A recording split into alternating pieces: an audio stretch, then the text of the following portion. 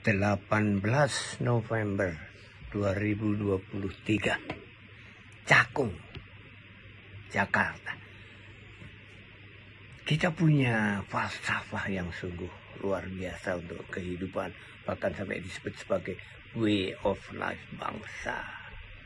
Weltanschauung, kata orang Jerman. Semangat hidup 5 cuman.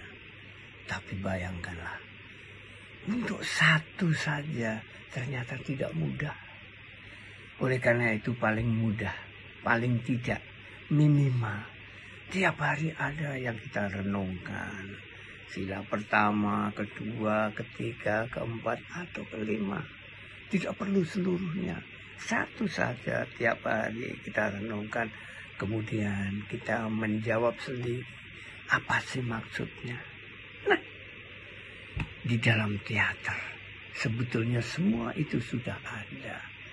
Karena teater mengajarkan semangat hidup yang kalau diperas sekali lagi, yaitu gotong royong, kebersamaan, persatuan dan kesatuan, yang akhirnya akan melahirkan hidup yang berkeadilan, hidup sosial yang sangat mulia.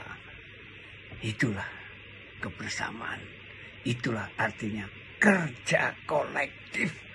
Ini yang harus selalu kita tanamkan, kita ingat tiap hari. Sudahkah kita melakukannya? Salam jabat, merdeka berkarya.